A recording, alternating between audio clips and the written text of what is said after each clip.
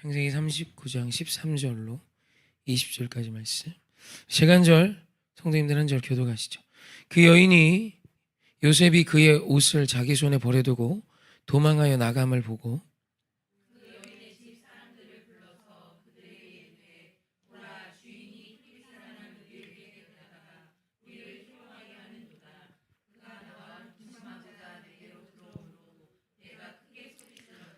그가 나의 소리 질러 부름을 듣고 그의 옷을 내게 버려두고 도망하여 나갔느니라 하고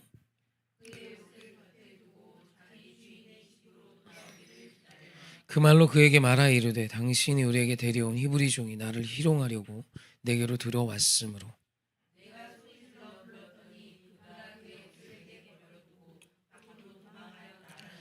그의 주인이 자기 아내가 자기에게 이르기를 당신의 종이 내게 이같이 행하였다 하는 말을 듣고 심히 노한지라.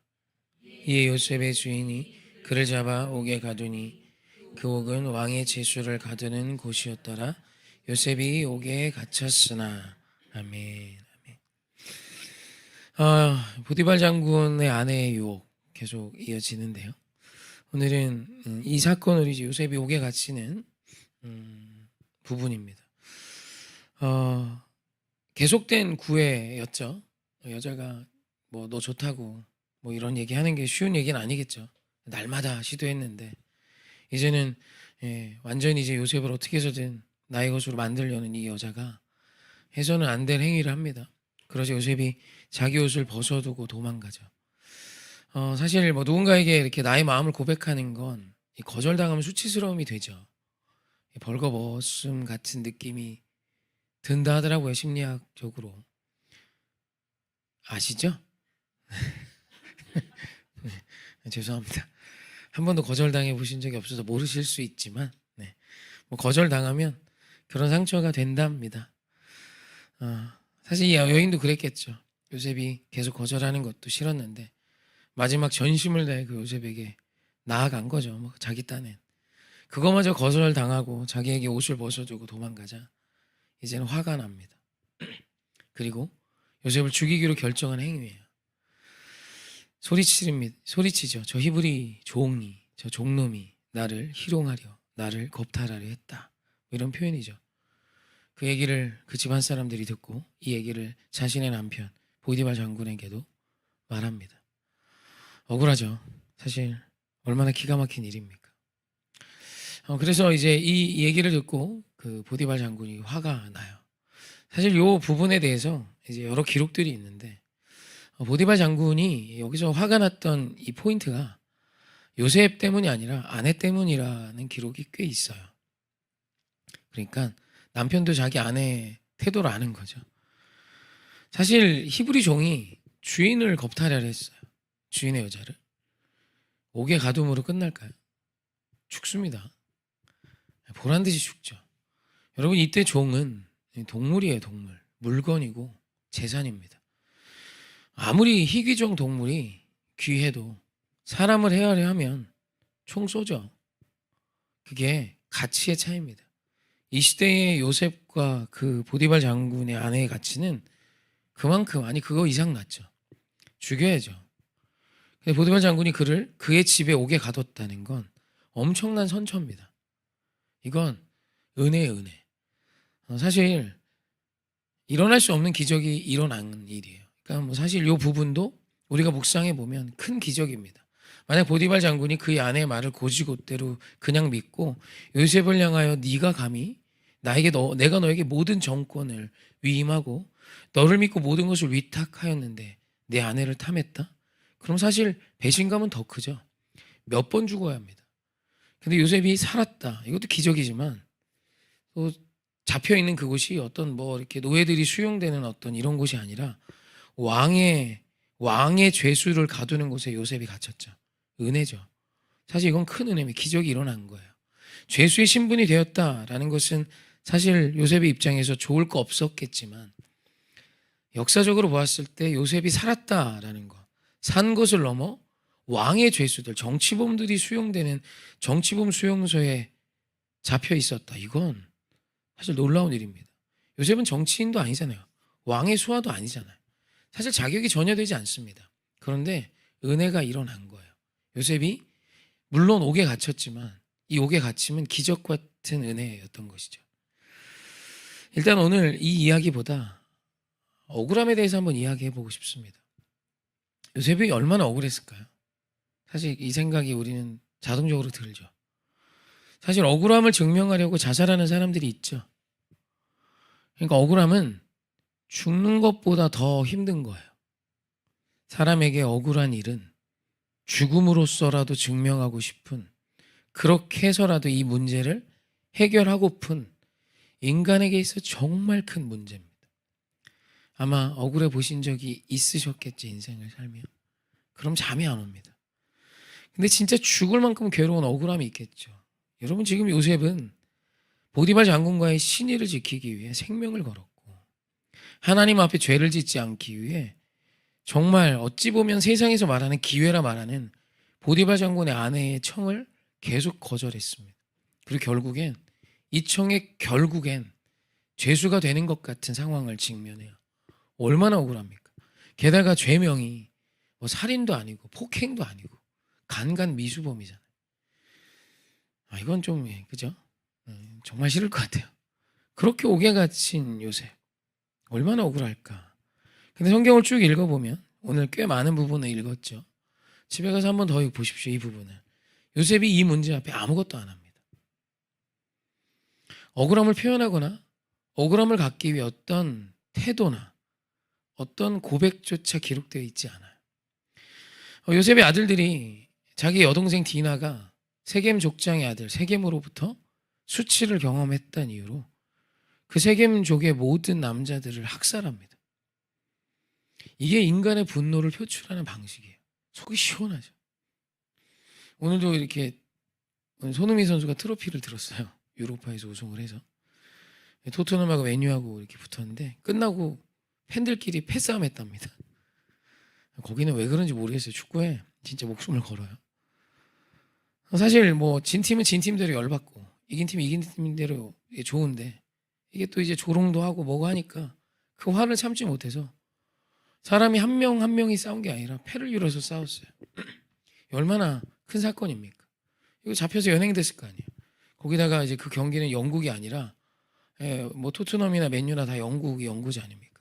근데 스페인 빌바오 경기장에서 했단 말이에요. 스페인까지 가서 싸우고 온 거예요. 사람이 화가 나고 뭔가 억울하고 이러면 반드시 무슨 태도와 리액션을 취하기 마련입니다. 그죠? 보통 억울하시면 뭐 하십니까? 전화하죠. 전화. 아니면 이제 다방에서 만나야죠. 그죠? 다방, 별다방에서 만나고 커피 시켜놓고 5시간 억울함을 토로해야죠. 날 억울하게 한 그 사람을 여기서라도, 그죠? 근데 요셉이 아무것도 안 합니다.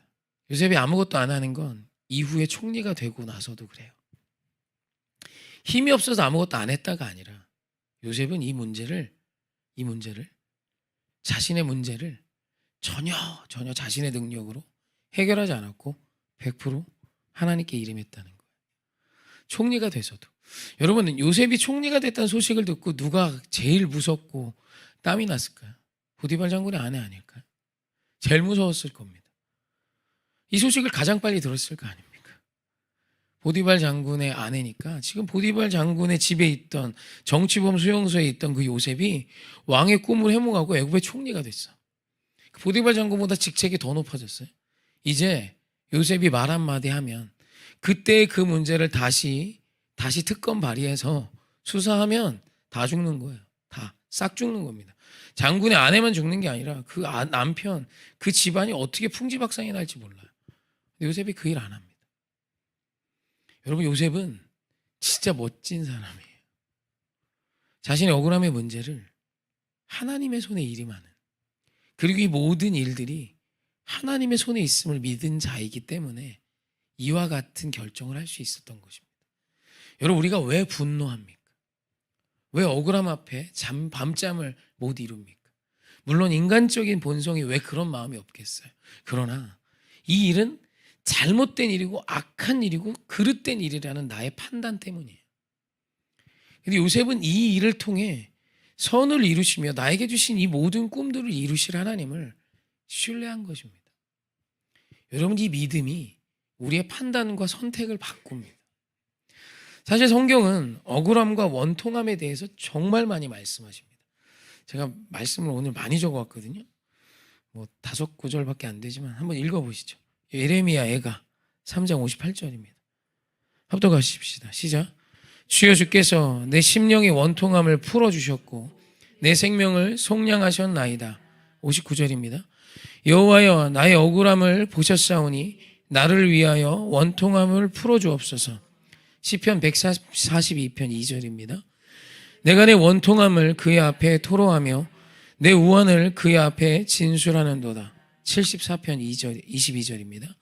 하나님이여 일어나 주의 원통함을 푸시고 우매한 자가 종일 주를 비방하는 것을 기억하소서. 예레미야 11장 20절입니다.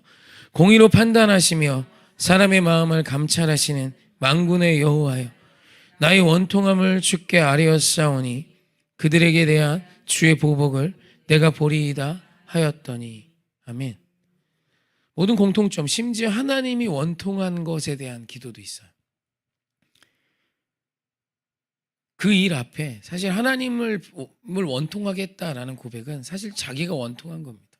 시편 74편 22절이. 그러니까 내가 믿는 그 하나님을 조롱하는 저 우상을 섬기는 저들, 그들이 하나님을 비방함을 기억해 달라는 뜻이죠. 그러니까 오늘 읽은 모든 말씀 이후에도 굉장히 많은 말씀이 우리 억울함과 원통함에 대해 말하고 계십니다. 근데 그 모든 문제를 믿음의 사람들은 다 나를 원통하게 한 원수를 향해, 그 나를 원통하고 억울하게 한 그를 향해 고백하지 않았고 그 문제를 모두 하나님께 맡겼다는 것입니다.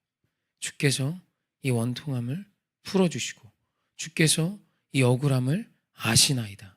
주께서 아시는 이 억울함을 하나님께서 갚아주시옵소서. 다윗이 사울로 인해 억울하게 쫓깁니다. 자기 혼자 쫓길 때도 괴로웠겠지만 자기를 따라 나온 400명의 공동체의 모든 식구들이 쫓겨다닙니다. 얼마나 화가 납니까? 근데 그때 사울을 죽일 기회가 있어요. 근데 이 억울함을, 이 원통함을 다윗이 만약 자신의 식으로 풀었다면 사울은 죽었겠죠. 우리가 아는 다윗은 존재할 수 없습니다. 여러분이 억울함의 문제를 믿음으로 풀어가는 것이 믿음의 사람이 반드시 해내야 하는 아주 중요한 숙제입니다. 하나님 아세요. 당신이 잘못하지 않았는데 억울한 일을 당하셨습니까? 하나님이 아세요. 그리고 이 일로 하나님의 선을 이루시길 원하세요. 주님이 기다리세요. 나한테 맡길래? 너의 그 억울함을 너의 식으로 풀지 말고 세상식으로 풀지 말고 그 모든 건 나한테 맡길래? 계속 말씀은 그걸 청하시는 거예요. 너의 억울함 내가 알아. 지금 이 모든 문제의 실상을 난 알아. 오늘 네가 잘못한 게 없다 주장하는데 진짜니? 여러분 만약 그게 진짜라면 주님의 손에 맡기십시오. 여러분 요셉은 잘못한 게 아무것도 없어요. 모든 선택이 다 아름다웠어요. 모든 선택이 복이었고 그의 모든 선택은 사람이 보았을 때도 보디발 장군의 입장에서도 너무너무 고마운 일이었어요. 그런데 그의 이 모든 선행과 그 선은 감옥에 간다는 참으로 원통한 간간미수범이라는 이 억울함을 뒤집어 쓰고 죄수가 되는 길이었어요. 하지만 이 일 앞에 요셉은 이때나 이후에 총리가 됐던 때나 아무 리액션도 아무 반응도 하지 않습니다. 왜요? 그 모든 문제를 아시는 하나님, 그리고 그 이 모든 문제를 통하여 선을 이루실 하나님, 그리고 이 일을 통하여 나의 원통함을 갚아주실 하나님을 믿었기 때문이죠. 그래서 율법을 보면 이 원통한 사건, 뭔가 재판이 굽고 억울하게 하는 사건에 대해서 하나님께 맡길 것을 청하시고 또 누군가를 돕는 문제 앞에 하나님이 갚아주심을 약속하십니다. 할렐루야. 우리가 사는 방식입니다. 이것이 믿는 자의 삶의 태도며 믿는 자의 삶의 식입니다. 오늘 요셉이 이와 같이 했습니다. 여러분 나를 억울하게 한 자 또한 얻을 수 있는 기회예요. 아마 요셉이 총리가 된 뒤에 보디발에 대한 기록은 없지만 자신의 이 모든 죄, 자기 아내의 모든 죄를 아무 문제 삼지 않고 지나가는 그 총리 앞에 보디발은 충성을 다하지 않았을까요? 전심을 다하지 않았을까요? 사랑하는 성도님, 언제나 하나님의 식이 옳고 주님의 뜻이 아름다우며 하나님의 방법으로 사는 것이 반드시 이깁니다. 오늘 이 요셉의 이 도전, 요셉의 이 억울함 앞에 그 어린 소년이, 이제는 장성했겠지만 그 청년이, 아무것도 알지 못한 나보다도 어린 그 친구가 했던 이 모습이 우리 안에도 있으셨으면 좋겠어요. 억울할 때 있으시죠? 앞으로도 있을 겁니다. 그 일은 있어요. 그럼 그때 요셉의 식, 오늘 말씀이 말씀하시는 그 말씀의 식이 저 여러분의 것이 되셨으면 좋겠습니다.